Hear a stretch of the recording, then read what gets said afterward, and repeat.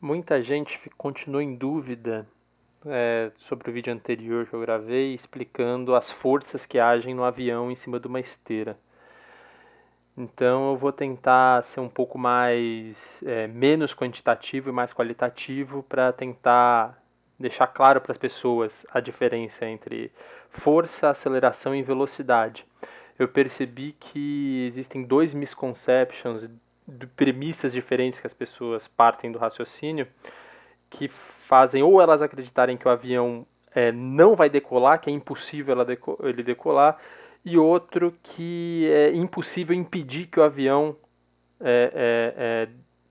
não decole, né? Ou o avião decola ou não decola. As premissas que as pessoas partem e os raciocínios são diferentes, e os dois têm raciocínios que talvez estejam imprecisos.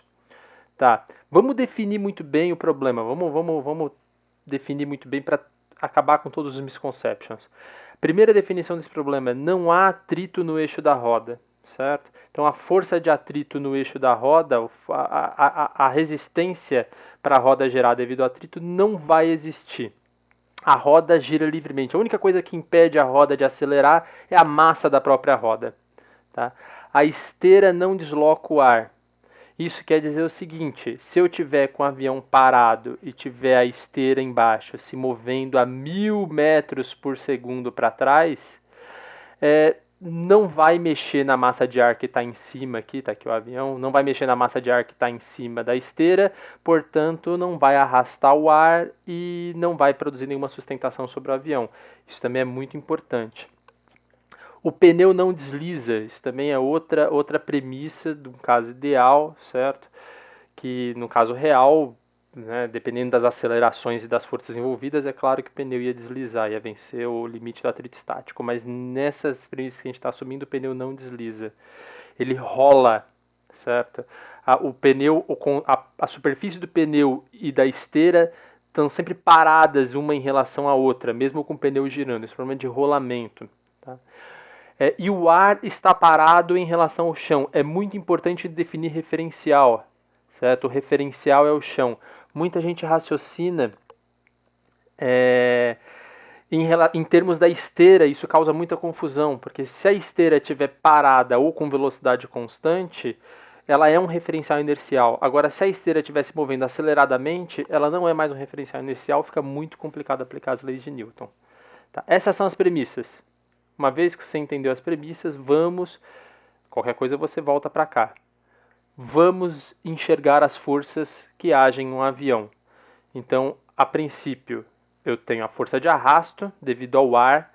Tá? Essa força, a princípio, também depende da velocidade ao quadrado, certo? Tem uma contribuição de um termo viscoso. Ele é muito importante para descrever a dinâmica do avião, mas vamos considerar só o termo quadrático, que é o termo maior. Tem o empuxo, que é devido ao fato das hélices se moverem, empurrarem o ar para trás, o avião vai ser empurrado para frente. Então veja que as hélices empurram o ar para trás, produz um empuxo. O ar passa pelo avião, tem uma força aqui viscosa e tem uma cavitação aqui atrás devido ao arrasto, né? Isso vai produzir uma força para trás, que vai compensar o empuxo. O fato do ar estar passando pela superfície do avião vai produzir a força de sustentação, passando pela asa, perdão, vai produzir a força de sustentação, e a força de sustentação é que vai equilibrar o peso de tal forma que vai fazer o avião ficar voando no ar, certo? Se não houver sustentação, o peso vai puxar o avião para baixo, o avião vai cair, certo? Eu estou colocando aqui uns gráficos, certo? Que talvez com gráficos fique mais fácil você enxergar. Eu vou colocar aqui a força no eixo Y em função da velocidade do avião em relação ao ar.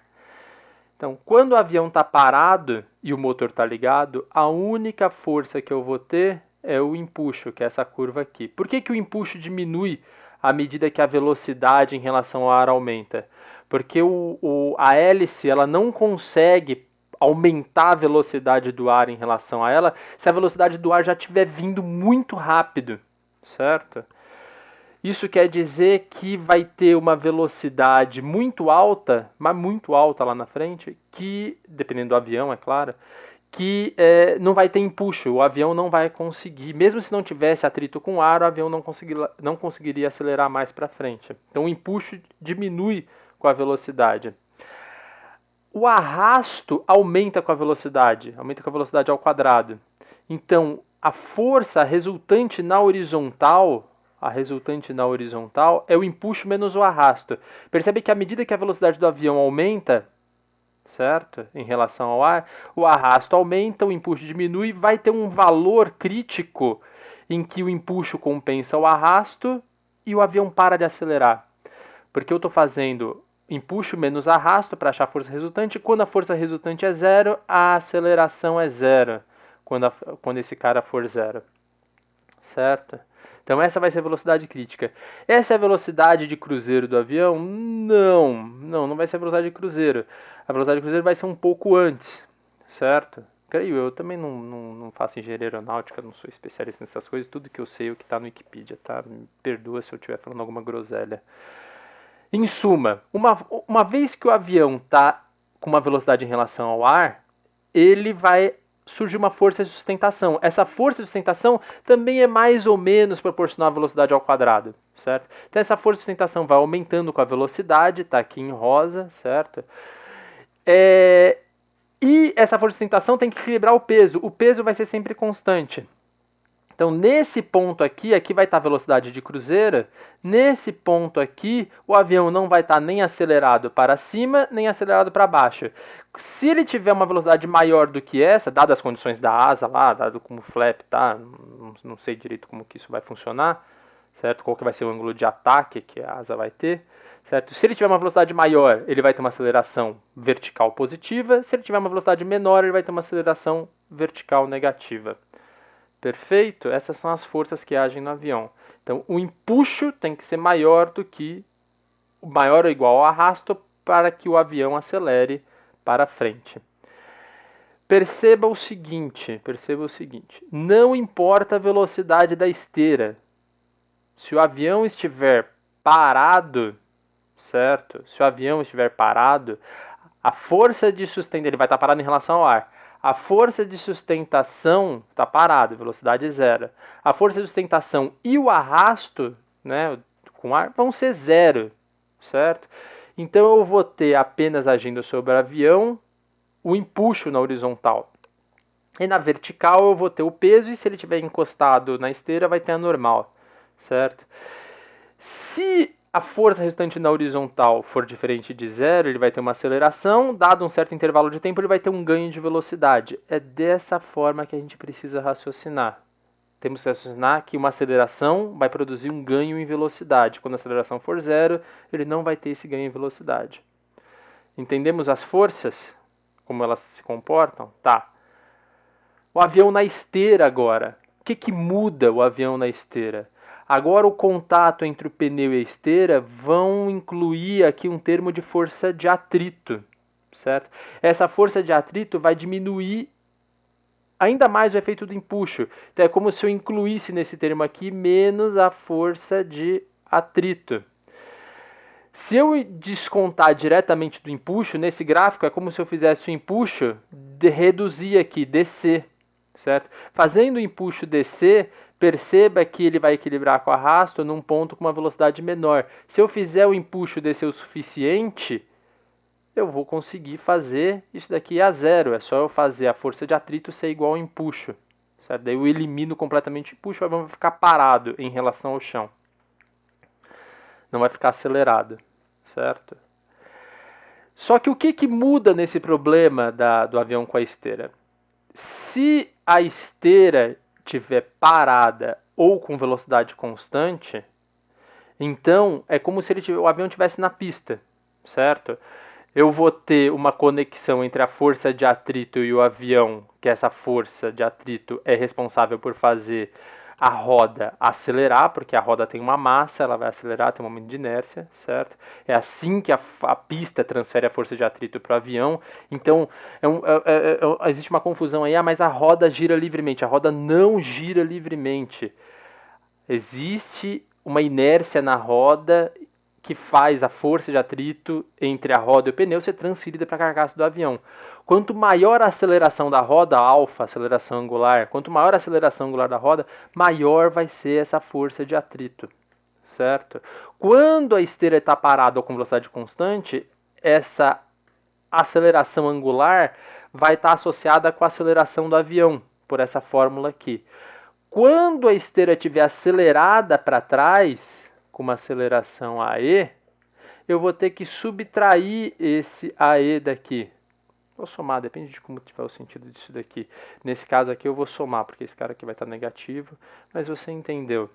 Então, se a esteira estiver acelerada para trás, ela vai mudar o alfa, vai mudar como que a velocidade com que a roda está girando, portanto vai mudar a força de atrito, portanto vai causar um efeito na carcaça do avião. Se eu puxar com uma aceleração alta o suficiente a esteira para trás, eu vou produzir uma força de atrito alta o suficiente que pode eliminar o empuxo, certo? Tá, qual que é o misconception? Vamos falar agora dos misconceptions. São dois, e assim, isso causou muito ruído. Eu vi os comentários, as pessoas discutindo, elas não estavam se entendendo porque elas estavam partindo de premissas diferentes.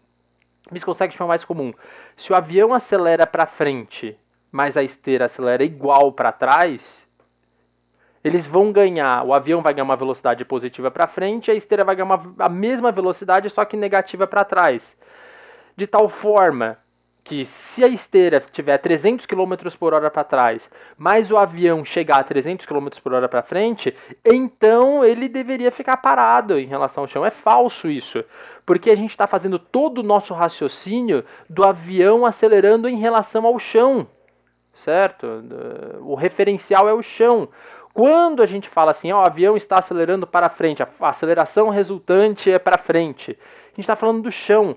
Então, se o avião está acelerando, volta para cá. Se o avião está ganhando essa velocidade aqui, ela está ganhando em relação ao chão. Não importa qual que é a velocidade que a esteira está. Ah, mas então você quer dizer que se a esteira começar a girar cada vez mais rápido, não vai impactar em nada a velocidade do avião? Impacta. Esse é o segundo misconception. O segundo misconception é as rodas giram livres. Isso é falso, certo? As rodas aceleradas reduzem a força resultante sobre o avião, ok? Isso quer dizer, que daí é o resultado do primeiro vídeo, que se a aceleração da esteira tiver 1000 metros por segundo ao quadrado para trás, uma estimativa grosseira pra cacete, e o avião normalmente acelera com uma aceleração de 20 metros por segundo ao quadrado, isso daqui eu também não tenho certeza, eu vi também nos comentários, obrigado aí todo mundo que comentou, que contribuiu, certo? O que vai acontecer? A aceleração angular da roda vai ser a soma desses dois números, vai ser 20 dividido pelo raio da roda, então vai ter uma aceleração angular absurda, certo? E isso vai fazer a roda explodir, né? Porque depois de um segundo, com uma aceleração dessa, em um segundo a esteira alcançou 1000 metros por segundo, 3.600 km por hora, e em um segundo o avião alcançou só 72 km por hora. Vai explodir. Mas, se ele tiver com essa aceleração, o que a gente calculou no outro vídeo, a força resultante sobre o avião vai ser zero. Portanto, o avião não vai ter essa aceleração. E, de fato, o avião vai ficar parado. Então perceba que são dois misconceptions. Um que pensa em termos apenas de velocidades relativas, que está errado, e o pessoal que começou a falar que as rodas giram livres raciocinou desse jeito, e eles estão certos, certo? Não, a gente não tem que somar as velocidades relativas. E o segundo é que as rodas não giram tão livres assim, certo? O fato da esteira estar acelerada e dependendo de como que você propõe esse problema, ou a forma como esse problema foi proposta para mim, foi proposto desse jeito. Foi proposto assim, digamos que você tem uma esteira que ela se move de tal forma a compensar o movimento do avião. Ué, se a esteira se move de forma a compensar o movimento do avião, ele vai conseguir reduzir a velocidade do avião, ele vai conseguir anular a aceleração do avião em relação ao chão. E, portanto, o avião vai ficar parado. A gente volta nesse gráfico aqui, essa curva aqui do empuxo, se a esteira estiver acelerada, com uma aceleração muito alta para trás, eu consigo puxar essa curva aqui para o zero e o avião vai ficar parado, vai ficar sempre zero em relação ao ar. Eu imagino que muita gente ainda vai ficar confusa com esse vídeo, mas não tem jeito, né? Isso daqui é um curso de Física 1 inteiro, né? Vai ser bom para os meus alunos esse semestre. Esses alunos aqui, eu vou colocar isso na prova.